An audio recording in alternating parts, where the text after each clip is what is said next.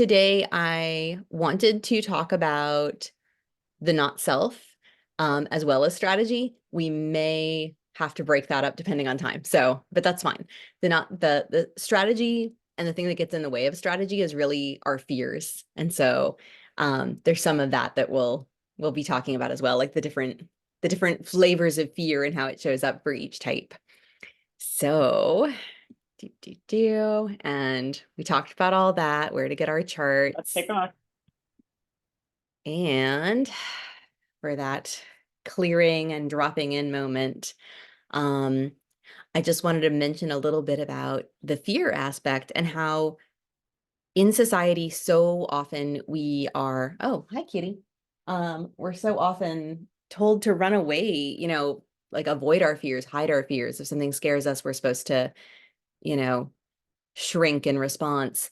And it's like they get bigger and they chase us when that happens. And so several of the spiritual teachers I follow talk about not only facing your fears, but like processing them. In other words, going there, like going to those scary places, facing them with full clarity and like letting them get as big as they want to get. And it's like they just kind of dissolve into the universe when that happens. And so as we talk about the following our strategy and the fears that might come up in response to that, because so often we want to lead with our mind and our logic, we can think about that aspect of fear, where if we face it and we really process it and allow ourselves to feel the feelings, instead of getting bigger, instead of getting stuck in our body somewhere, it is allowed to give us the information that it wanted to give us, because fear is protective. And so letting that kind of filter through. All right, so strategy. We have 4 kind of key strategies: informing, responding, waiting for the invitation, or waiting a lunar cycle. So 3 of these 4 have to do with waiting. Only one of them is initiating. So it has to do with the way that we use our energy and how it corresponds to our type. So manifestors, we can't help ourselves as a manifestor. We make impact on other people. And manifestors are the only type that is meant to have that initiate, push forward, just do it kind of Nike slogan energy. And the rest of us, the generators, the mani-gens, the projectors, the reflectors, all of us are designed and built to respond to life, whether it's other people or our environment. And so it really says so much about how interconnected we're meant to be with other people. And so when we follow our strategy, we will know that we're following our strategy because we will experience these signature themes or feelings. Manifestors will experience peace. Generators and mani-gens will experience satisfaction. Projectors will experience success. And reflectors will experience surprise and delight. So as I said a little bit already, when we neglect to follow our strategy or try to adopt another types as our own, resistance is what shows up. And we know that what we resist persists. What we resist tends to get bigger, relatively in our world. I don't know if you can hear my chickens clucking. Manifestors who don't inform will find other people resisting their plans and their decisions. And this is why often they don't want to share what they're doing with the world. Generators who don't wait to respond and trust that opportunities are coming to them, they will experience resistance toward the work that they've agreed to do, because if they've chased it down, maybe it's not actually aligned. And so then in the clarity of time, it's like, oh, maybe I jumped the gun. Maybe I shouldn't be doing this. Maybe I committed, maybe I overcommitted, and, now you're on the hook, because I think for a lot of generators and, people in general, you want to have follow through. You want to finish what you started. Like that's a big, like cultural, kind of norm is following through with our energy. But when we commit our energy before we're like ready, before we're quite sure that it's a right response for us, this is often how we end up getting into situations where we've overcommitted and it doesn't feel aligned anymore. And that's where that frustration comes up for the generators and Manigens. Manigens specifically, they are also meant to feel that inspiration. They have a little bit of that abracadabra, I create as I speak kind of energy because they have a defined throat as well as the defined sacral. And so if they are not willing to wait to feel that inspiration as well as that response to their reality, their life, the people in their world, they will feel resistance both inside and from other people. Projectors who don't wait to be recognized and invited, they will find people resisting their guidance. And then reflectors who don't wait to sample their environment, to wait out that lunar cycle, to really get the full clarity of what's going on, they will feel resistance toward connecting with their entire world, with other people, maybe even with themselves. So in each case, the resistance shows up when we're not following our strategy. All right, so manifestor strategy. They want to experience freedom and peace. And so manifestors need to get comfortable with initiating. A lot of times that's hard for manifestors because since childhood, they've been raised with tone it down. You're too much. Don't do that. And so they can often feel a disconnect with this idea that they're meant to initiate and inform because they're like, no, I get in trouble all the time when I do that. I don't want to do that. And so the way that they can get around that is by telling people what they're planning to do. This sounds like the most annoying thing for a manifestor. They don't want to involve people in their plans. They just want to do it. They don't want to get, they don't want to have people harsh their mellow and ruin their vibe. They just want to do the thing. Because they perceive as going alone means going fast, being efficient, and they really value efficiency. But a savvy manifestor realizes that no matter what they're doing in life, they are impacting other people. Other people can't help but notice the manifestor and go, wow, that is a force. And sometimes that impact will cause people to kind of interfere or, want to initiate with them or help. Sometimes this is not what the manifestor wants. This can feel disruptive or alarming for the people in their world when a manifestor just does stuff without mentioning, oh, this is what I'm going to do. And it could be as simple as, hey, I'm going to go to the store and pick up a snack, as opposed to just getting in the car and leaving. And their partner's like, I thought we were watching a movie. What happened? I'm thinking of my daughter and her partner. He's a manifestor. These kind of things happen often, and she has to be like, "Tell me what you're doing, please, so I don't worry." He's like, "I was just going to the corner store." So occasionally, also manifestors can be convinced that to initiate causes problems in their life, and so they stifle that natural impulse. There's actually, I think, a lot of healing that manifestors collectively have to experience because they used to be, the top dogs back in the historical, when there was emperors and conquerors and kings. Manifestors were like top of the food chain in human society. And there has been this massive backlash where I've actually even heard from people like, oh, I don't want to be a manifestor. Oh, manifestor energy sounds bad. And because there is this kind of judgment and fear around being perceived as too much or, imposing kind of energy. And so that can be really painful for manifestors, and they've got to clear that perception, that self-perception, that self-judgment to be able to really thrive and be comfortable with the fact that they are the go-getters and the just-do-its, and being able to inform the people in their life so that they don't feel, abandoned or out of the loop. All of this fear that manifestors experience around informing and initiating comes down to they don't want to be controlled by other people. Manifestors' biggest fear is that they don't have personal freedom, but if they blaze forward in stealth mode, without considering how their actions are going to impact others, um, this is where the trouble comes up. But if they take the time, and it might just be a moment, it might just be a sentence, it might be for children, it might be, "Hey, mom, can I go do this?" And just kind of engaging with your kids and saying, "I would like to partner with you, and I would like to say yes to you more often. But if I don't know what you're going to do before you do it, this makes me nervous. I'm more likely to say no." And so the manifester can find their way forward free of resistance, or maybe less resistance.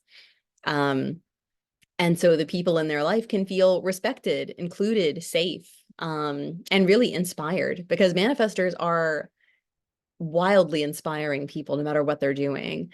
Um, my son's good friend is 15, and he's a manifester, and we've known this kiddo since he was 2, and he's always wanted to be in charge, telling people what to do. Sometimes while laying in bed, trying to direct his siblings.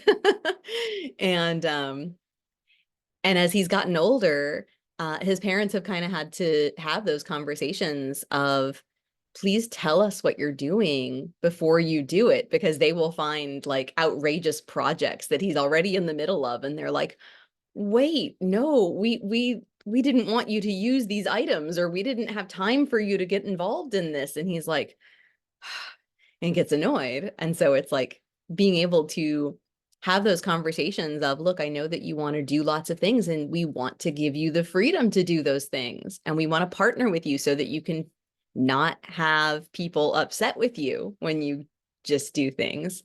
And that has been a really helpful thing for really their whole family. It's a family of 4. Oldest kiddo is a manifester, so the littles are um often feeling bulldozed by their oldest brother. And just that little act of, hey guys, I'm gonna go do this, can really, really shift the energy. And so everybody else is like, oh, right, so he's gonna go do that, and let's allow him to, or let's create that space for him to.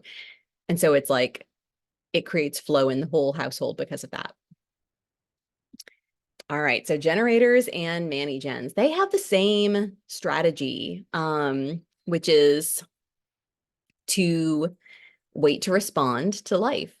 Um, the big tricky thing about generators and Mani-Gens is, because of the way that society has been, historically created, uh, so much of the rhetoric around how to go through life is to be an initiator. And so generators and Mani-Gens are really susceptible to that conditioning, where they feel like they have to go and achieve and chase after things, rather than relaxing into their energy and trusting that magnetic enveloping aura that they have that will bring them the right opportunities.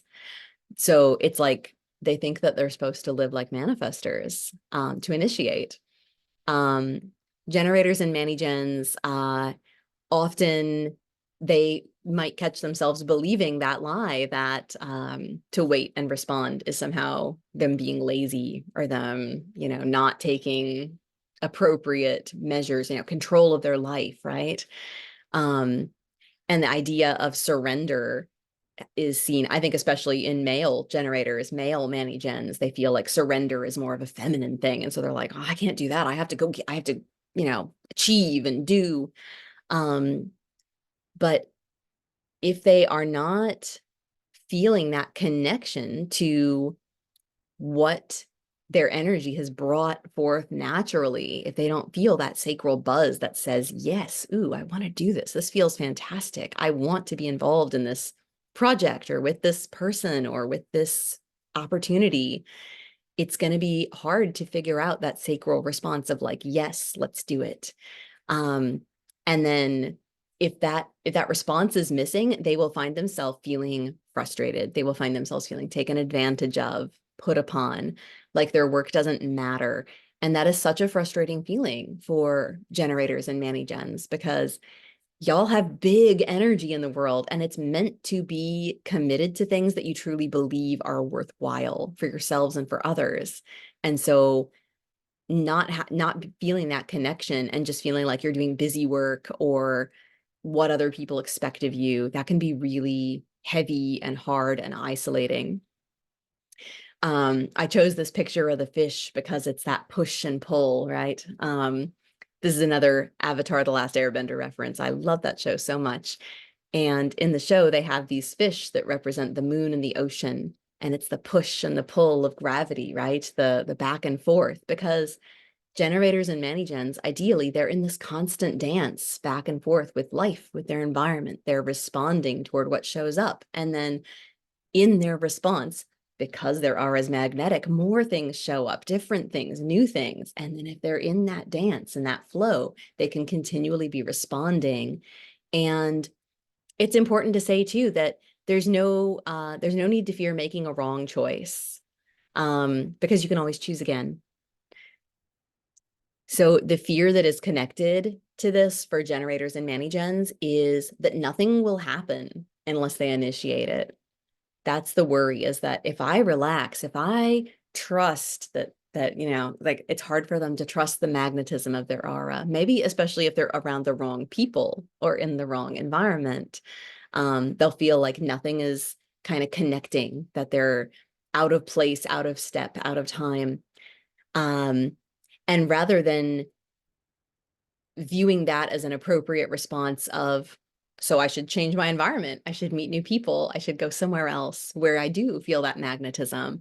Instead, they perceive it as, well, I've got to push forward and just pick something. And they go into their logic brain and they go, okay, well, I got to do something. And this is the practical, logical choice. I should do this. And that's where that resistance comes up. If you're saying yes to projects and opportunities without honoring that sacral response, that creative buzz, that yes that comes from that creative seat of power within you, that's when the resistance comes up to, oh, I don't really want to go to work, I don't really want to do these things, like, what's the point? um and so it's really down to trust, so that you can have those aligned opportunities that will bring you that deep satisfaction of, I'm in the right place, I'm with the right people, timing is right, and it's my time and I'm ready for the next step. That is a catchphrase of this lady, Denise Duffield Thomas. She's a money mindset coach, and I followed her for many, many years before she was wealthy and well known. And that has always been her mantra, and I've always thought that was a beautiful kind of encapsulated description of trusting that generator and manigen energy. I don't know her type, but I would guess she's an energy type. Um, and so, yeah, make it happen. That's manifestor propaganda. Don't listen. So projector strategy it's still about waiting and responding, but it's in a different, more like specific way. To feel recognized, a projector is supposed to wait to be invited. And a lot of people hear that and they think, oh, I've got to wait to be invited to get out of bed in the morning. I've got to wait to be invited to brush my teeth. I've got to wait to be invited to eat food in the morning. And like, don't do that. But it's more for the big things in life, for the to create success, right? Because it's to experience that signature theme of success. One of my favorite stories, well, I'll tell that in a minute.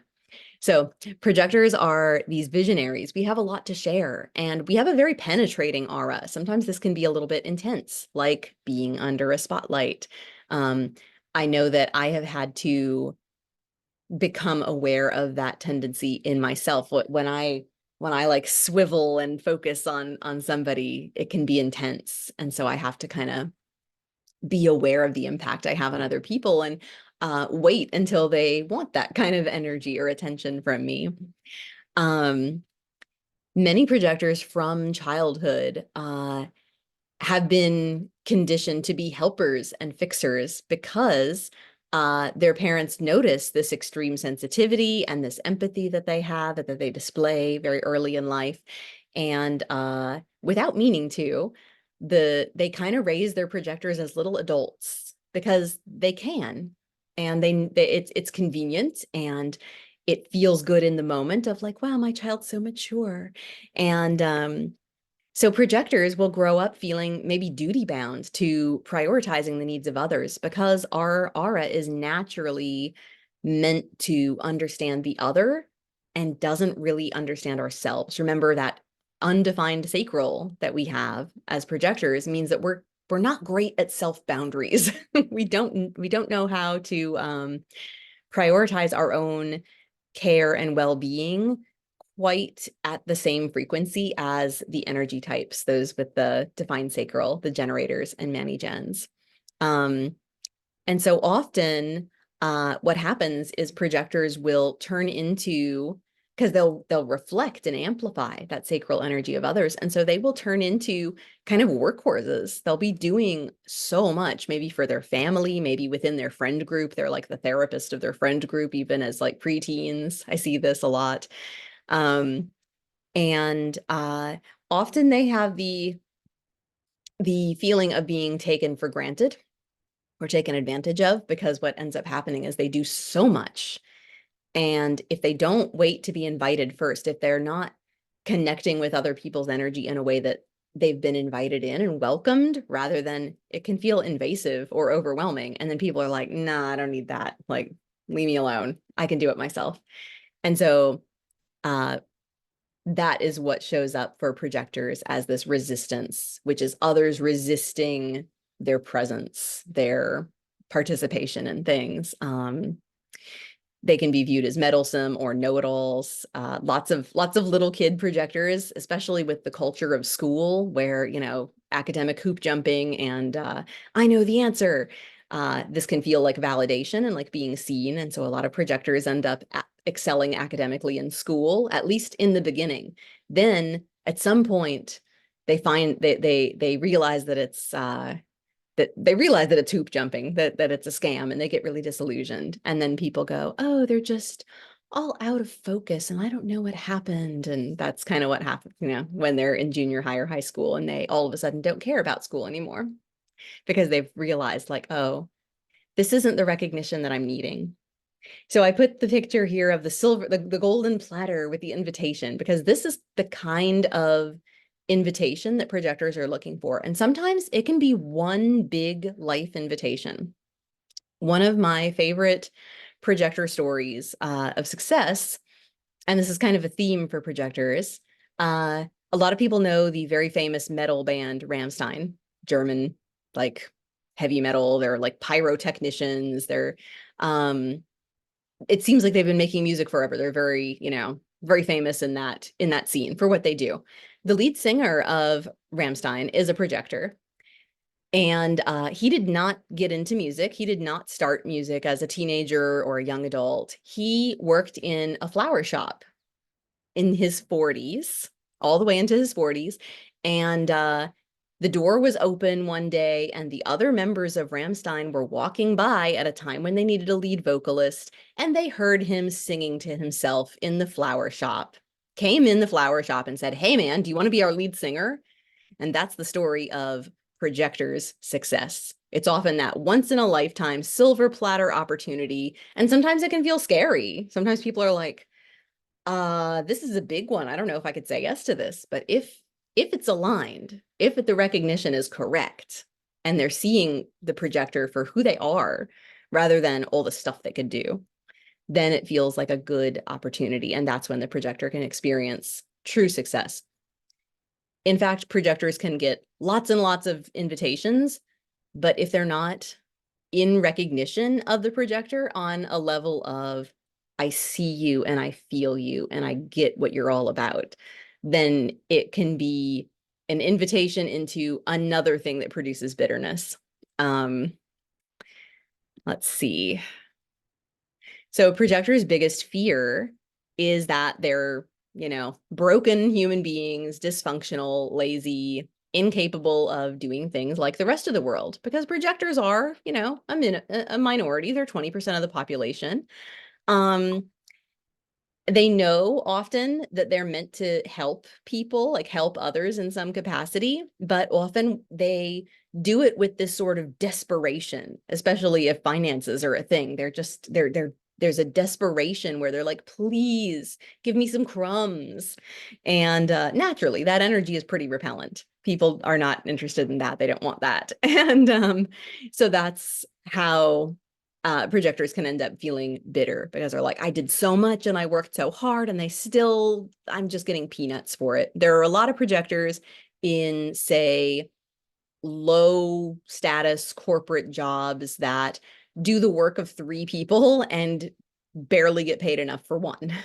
um, and so waiting for the right invitation, the right recognition means that projectors have to be confident enough in who they are and what they have to offer, and also just, basics of safety to be able to say no to a lot of things. And that can be very, very challenging because the projector's biggest fear is being unseen or, that they're not going to amount to anything, that they're not worth anything.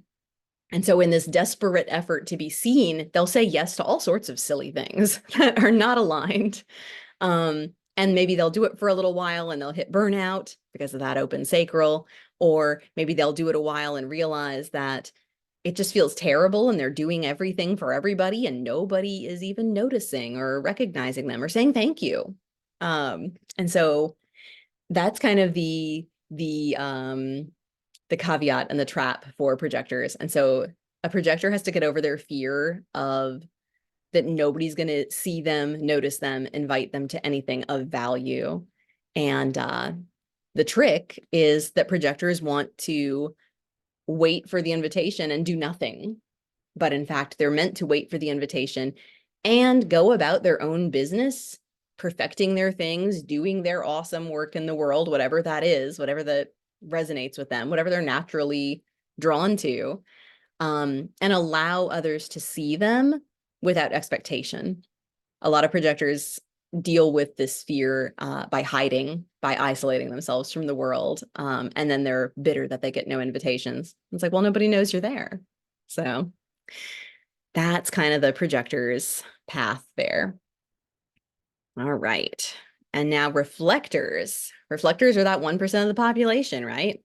And their strategy is to wait and have patience and self-trust and a lot of discernment. They also have to be in the right environment. Projectors are like reflectors are the canaries in the coal mine. They notice things that are off, whether it's environmentally, emotionally, physically, relationally.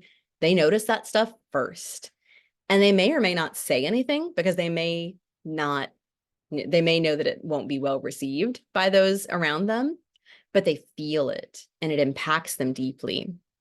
So a reflector is meant to feel delight, surprise, wonder at the world. They're meant to just kind of vibe with their environment and with everyone around them. And when they're able to do that, the whole group is uplifted. It's a really neat phenomenon. I don't know a lot of adult reflectors, but the ones that I do, it's brilliant to be around them because it's like, imagine if they had like cherry picked like the world's best in whatever they're doing and just lifted everybody up. And it's a really fun experience to be in the room with a group where a reflector is kind of at the center of it, elevating everybody there. But the thing about reflectors is because they are so sensitive to their environments, they need to be free of the pressure to hurry up, to be rushed to make these decisions and choices in life, because the world is not wired for reflector energy at all. It's wired for go, go, go, fast paced, you know, and a reflector is meant to kind of wait and sample and try things and feel it out and see what's right for them.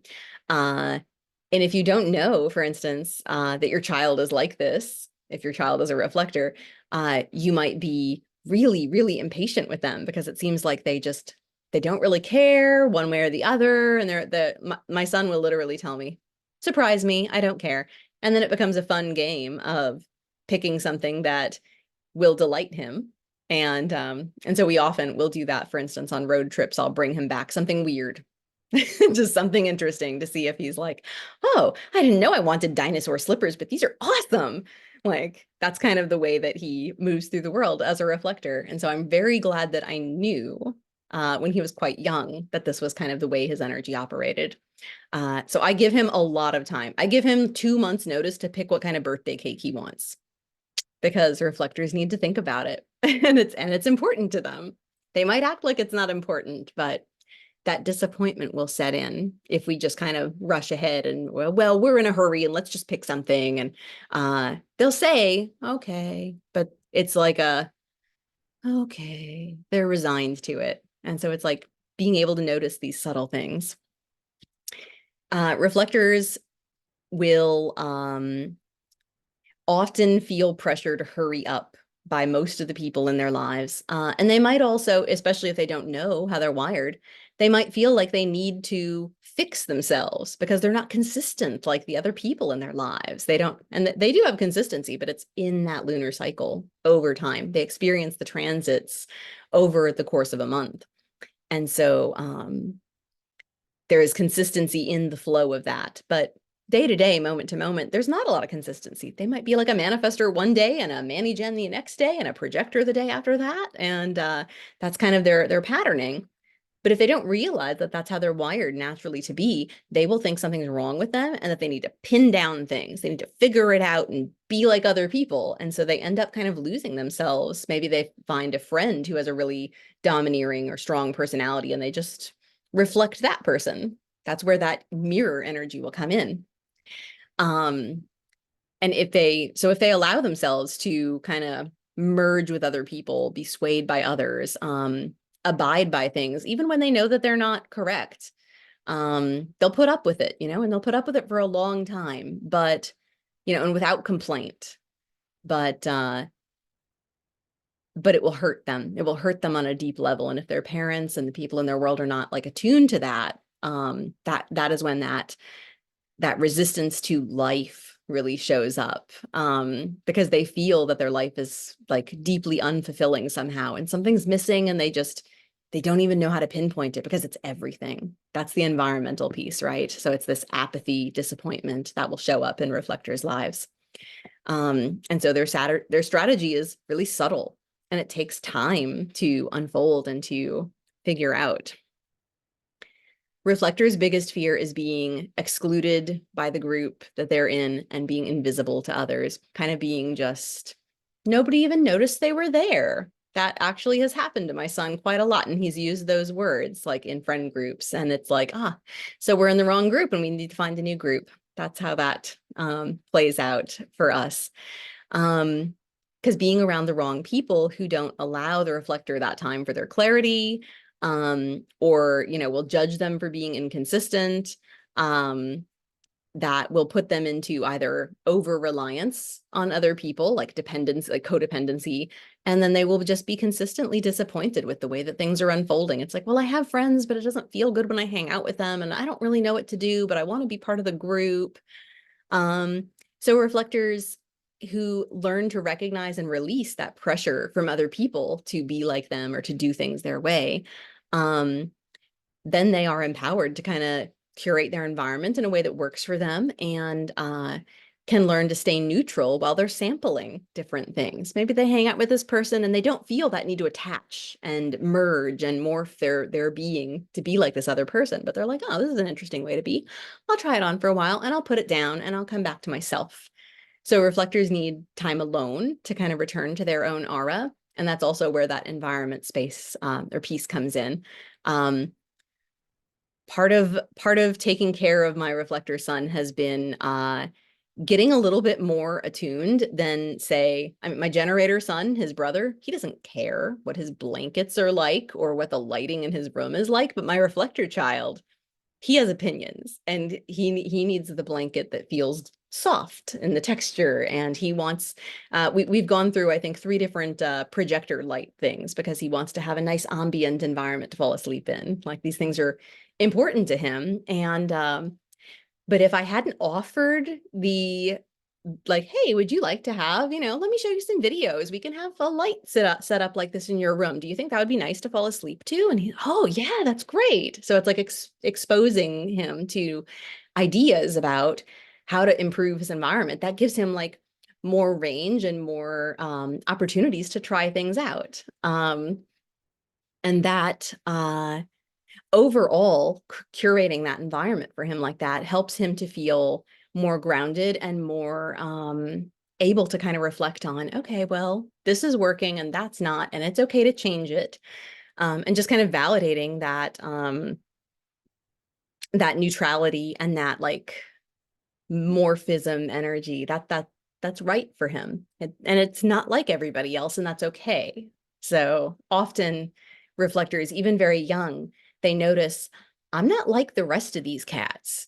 And if they grow up being told that's true and that's okay, versus, yeah, and you need to get it together, that's a totally different energy, right? So there's a lot of like I have one friend who her mother is a reflector, and so she's in her 60s or 70s, and that reflector mama is just now kind of coming into awareness of who she is, after a lifetime of being told that she's wrong, that she needs to be like other people, that she needs more consistency in her life. And what a gift to be able to know your kid's type and be able to really raise them with these ideas.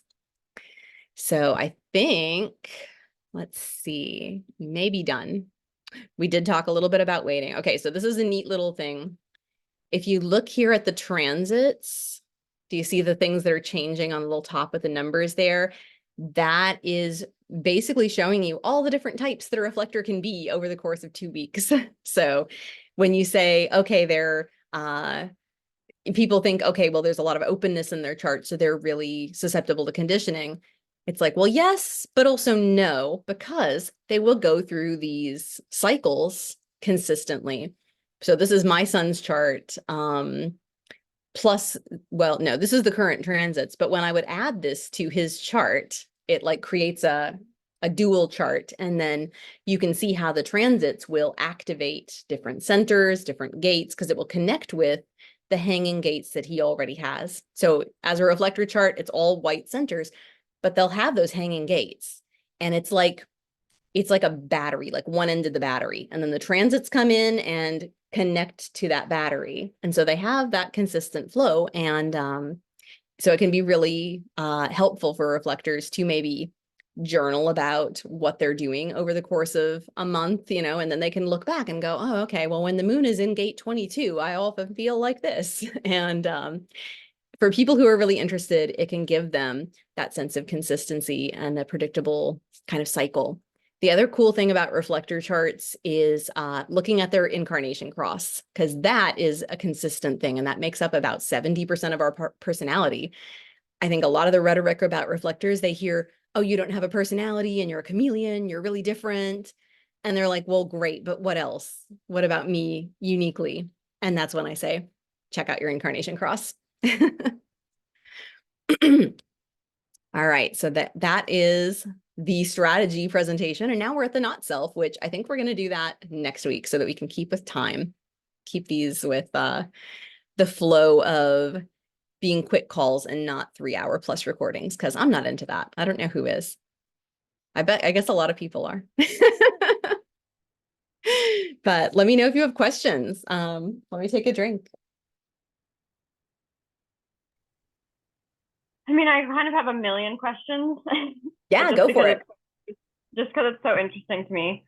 Yeah, like I think it's definitely not, I don't think you can answer it in all of this, just in this one overview, but I am Sure. just so interested in getting into like the details of like what the small nuances would be that would make it kind of seem similar. Like, because I can like resonate with kind of like little aspects of each of those things. Yeah. And so I think I'm super interested in, as we keep going, like seeing what other details of the Yeah. charts would make. Yeah. And I guess because it's a frequency thing, right? Like if I resonate with this frequency of the just like yeah, for an example, kind of like this difference, the very, very subtle difference between inspiration and opportunity. Mm, And I'm not like super versed in my chart or in like the okay. like all the language. So again, I'm kind of, yeah, as we just move through, I'm gonna like be trying to put the pieces together. Sure. But Yeah. I think when I looked, something to do with willpower, and Hmm. just stop me if it's like too random and all over the place. But this idea of willpower and inspiration and then being a generator, I feel like that's where I'm getting caught up on like, okay, so like is, just give me 1 second because I'm still listening, okay? Is my own inspiration the thing that I can respond to, or is that too Yes. initiatory? And then this whole willpower thing of like, I really want to do the thing. Like, I want to know what the thing is, and I definitely want to do it. And Yeah. that's like a big vibe. Absolutely. Yeah. And I think that's also something projectors too.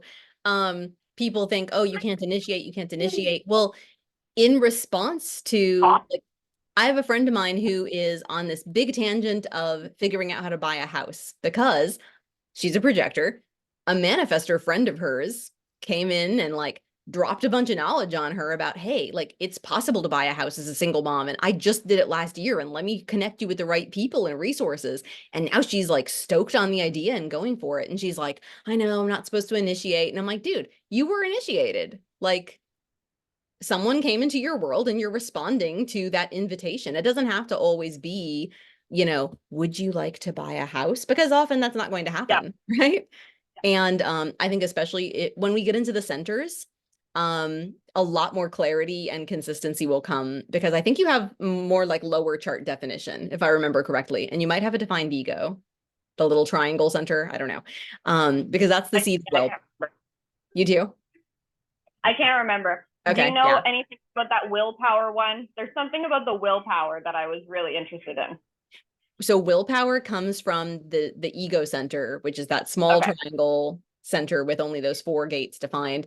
You might feel a bigger connection to that either if you have a defined ego or if one of those gates in the ego is one of your big four, your conscious sun and earth, part of your incarnation cross basically.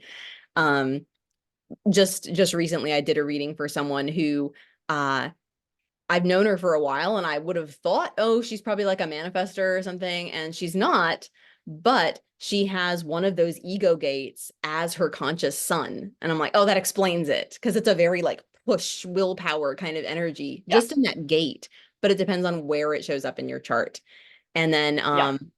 each center has a specific not self behavior that shows up through that center, through the frequency of those centers. And we'll talk about that briefly in the not self, and then we'll have the whole course on the centers, the whole like hour talk on the centers when we do that a little bit later. And I think that will bring a lot more clarity because it's like, say if you have two defined channels in your chart, but they're both channels, say, from the root to the sacral, you're going to have a lot of pressure energy. If you've got a defined channel from the ego center, the heart, to the sacral, you're going to find that energy manifested as willpower. So we'll have to look at the connections. Cool. I am working on having a private membership. I don't know if you read my email. I'm working on this where it'll be like a place to drop your chart, ask questions, have community, and like talk with the other people that, because I know it's like, oh, nobody comes on the calls, but we've got like, 25 people or something enrolled so far. And I really want to grow it bigger because like, I feel like I'm finally figuring out, at age 43, this is what I want to do. This is what I want to pour my energy into. And I'm not in baby land anymore. My baby is 12 and I'm like, hey, y'all, I'm on a call. And so, I can do this now when I couldn't for all these years before. Anyway, yeah. So I think as I get all that set up, that's going to be super awesome. But I know I've looked at your chart before. If I have the brain space and the energy, I will send you a little something about it. Yeah, With I love the group dynamic things. Like, yeah, I think that that's just a great, especially for these kind of things where it seriously is like a lifelong journey, like you might exactly. as Yeah. well, like, yeah, just slowly. Yeah, I don't think that, yeah, this feels like opening the portal of like Yeah. exploring it for forever. Yeah, so I Exactly. would love Yeah. There's no like read a book once and oh, I've got it. I know this now. Like it's okay. I Totally. know you've Yeah. got to go. Thank you for being on with me. Oh my gosh, thank you. Yeah, this is great. And I'm definitely gonna be, yeah, printing my chart and like getting everything, yeah, more of my resources together so that I can be like actually specifying. So this is great, Awesome. very like divine timing in terms I'm of so glad. like this, yeah, first week in our house. And I'm just like Oh, getting all that's the pieces right. organized. But I Congratulations. feel like all of it, yeah, all of it will start. Like, yeah, I want to like learn what I need in my space. Because Yeah, that too, that was another one that resonates with me. Like, not a reflector, but like definitely care what my blanket is. Like, right. Oh, for sure. Yeah. yeah, Well, in any openness in our charts, we're going to be a little bit more sensitive, a little more highly attuned to our environment. I only have two centers yeah, defined, and environment is a big deal for me too. yeah, Like, like yeah. I've I hung just so many love, curtains. I'm like this particular one, orange and purple. yeah, That's my jam. yeah, totally, totally. It reminds me. Do you know that I'm a weaver? I like relate everything to weaving I love and like that. textiles. Okay. I feel like one day I want to come up with a way to like represent human design in weaving because it feels like such a thing of like it's so specific and yet yeah, like just like there's like if each thread represented something, you Yeah. could see how like specific every person is, but then how like shared commonalities can like come through. And yeah, Oh just yeah. I always for that. Just wait till we get to the part about the hologram because there's a reason I call it the Yeah, holographic self. Like there's so I'm many so little curious. parts hidden within the whole. Yeah, amazing, cool, so cool, Crystal. Thank you so much for like yeah distilling all of this because it really it can feel so nebulous, and then you Yeah, kind of yeah you start with the overarching things and you can like dig down. So yeah, I love it. really Thank you really so excited. much. I appreciate you Thank seeing you. me. Oh my gosh, yeah, exactly. Perfect dynamic.